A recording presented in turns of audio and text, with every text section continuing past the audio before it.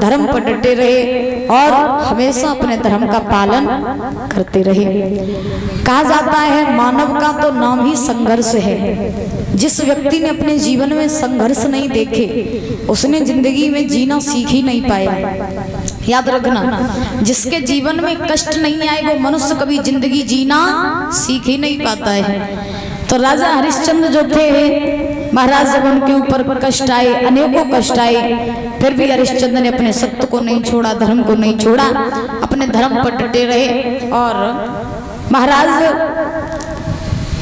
आप सोचोगे जिसकी पत्नी बिछ जाए, जिसका पुत्र बिछ जाए, जिसका राज्यपाट बिछ जाए, इससे ज्यादा कष्ट की बात तो कोई हो ही नहीं सकती है। इसीलिए कहा जाता है अगर कष्ट आया करें तो कष्टों का निवारण किया करो, कष्टों का सामना किया करो, हार करके मत बैठा करो। याद रखना, क्योंकि जब तक इंसान के ऊपर कष्ट नहीं आएंगे तब तक इंसान जिंदगी जीना सीख नहीं पाएगा।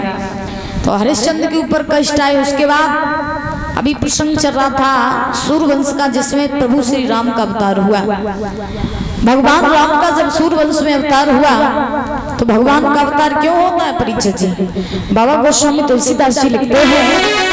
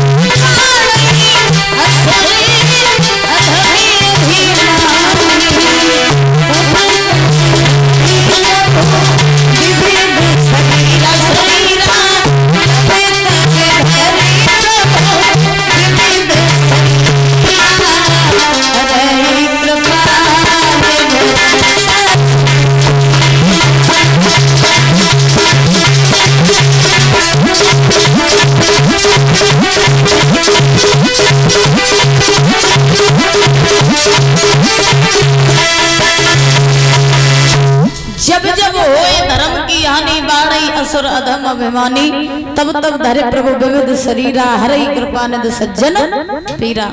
पृथ्वी पर जब जब धर्म घटता है और अधर्म बढ़ता है तब तब भगवान का अवतार होता है। सूर्यवंश का ये जो प्रसंग है ये भागवत जी में संक्षेप में आया है।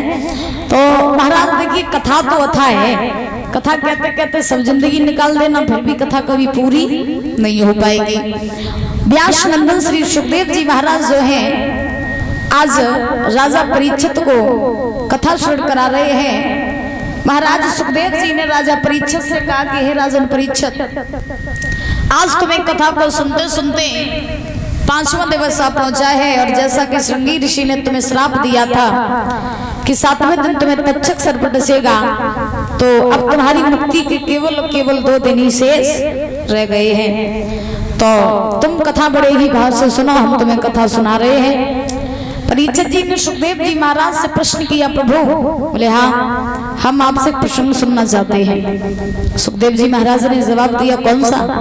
परीक्षित जी ने जवाब दिया, हम वो प्रश्न सुनना चाहते हैं कि द्वापर युग में श्री कृष्ण का अवतार हुआ था, वो श्री कृष्ण जो मेरे दादा परदादाओं के साथ में रहे और रह करके जिन्होंने मेरे दादा परदादाओं को महाभारत का युद्ध जितवाया, तो हम उन श्री कृष्ण का चरित्र सुनने के लिए बड़े ही उत्सुक हैं। तो आप ऐसा करो कि मुझे उनका चरित्र सुना दो।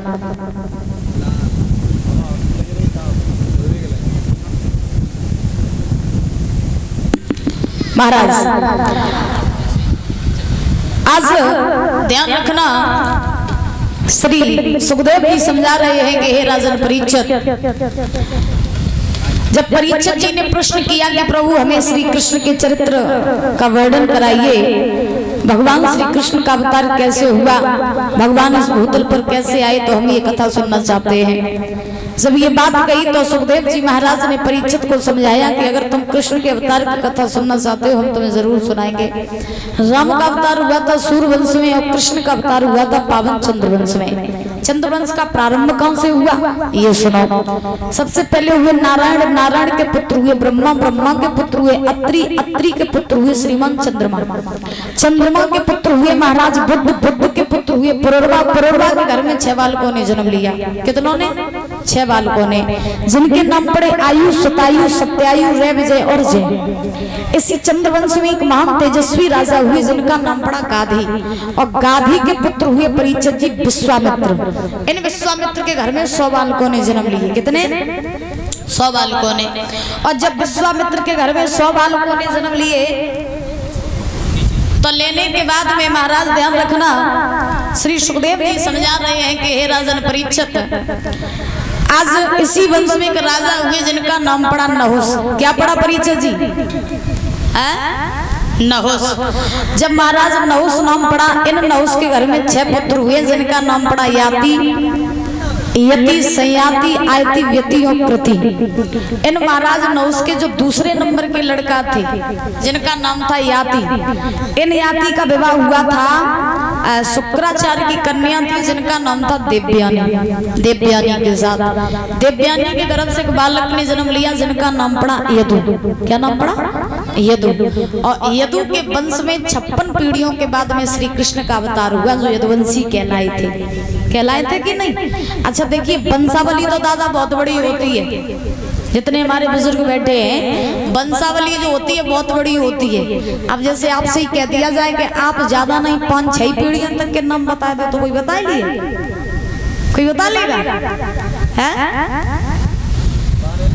बताओ परीक्षित जी, तुम्हें अपने कितने पीढ़ियों तक नाम याद है? कितने? 2, 3, फिर आगे तो बब्बा के बब्बा को ना बता,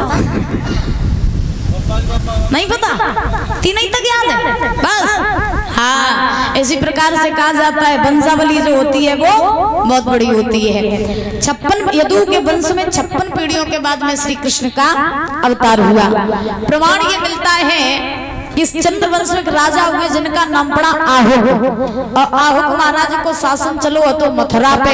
इन आहुक महाराज के घर में 2 बालकों ने जन्म लिया जिसमें बड़े का नाम था उग्रसेन और छोटे का नाम था देवक।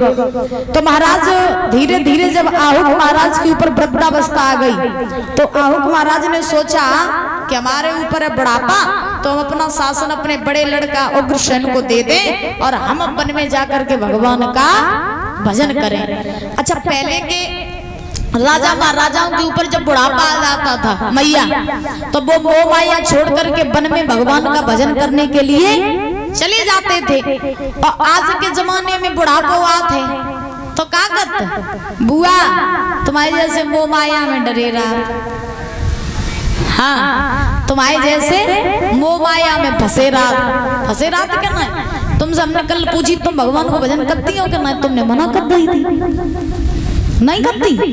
सही बताओ। फिर भगवान तुम जब खाता खोले तब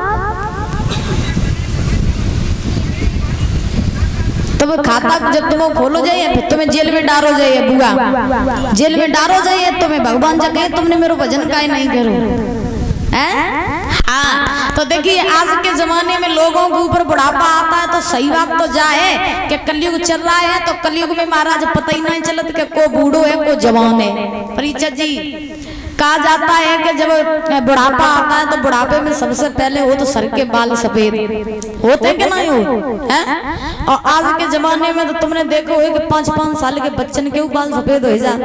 अब बच्चन की बात छोड़ो, उनकी तो बाल्यावस्था है, लेकिन बूढ़ने की बात करो आज के जमाने में जब सर के बाल सफेद हो जाए 10 रुपया की डाई लिया घोर के बारन पे कर लियो चकाचक नहीं है।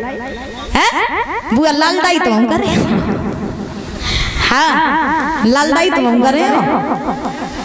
कहा जाता है विद्वान लिखते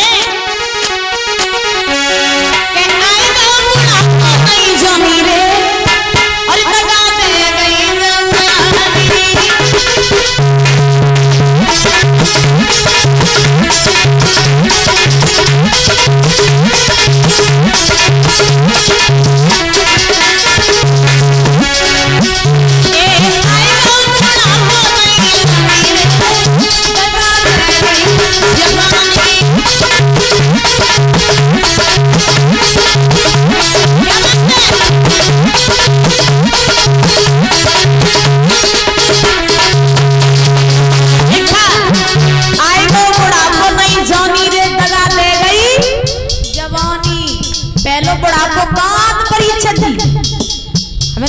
तो हम करें ना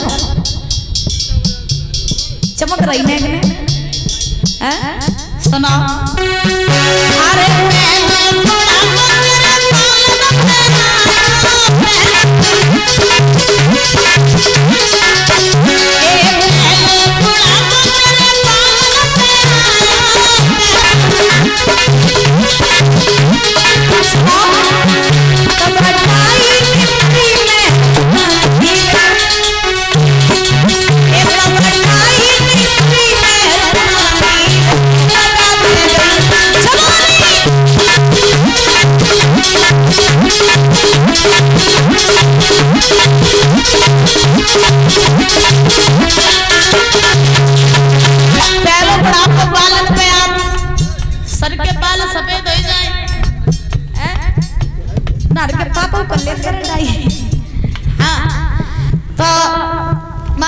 सर के बाल सफेद हो जाए तो बढ़िया डाई वाई कर ले चकाचक नहीं बताओ परिचय बुढ़ापो समझ में ही नहीं आते कि को बूढ़ो है को जवान है।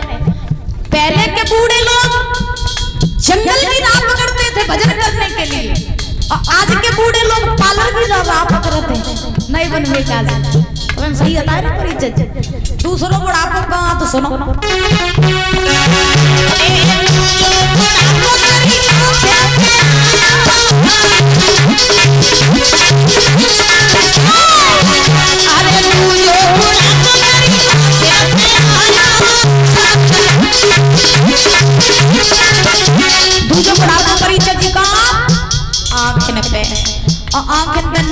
कम दिखाई देने लगे।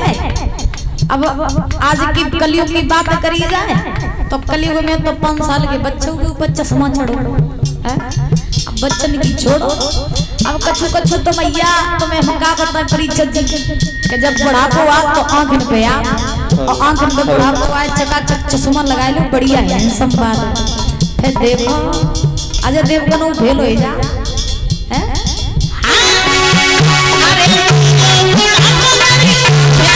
अरे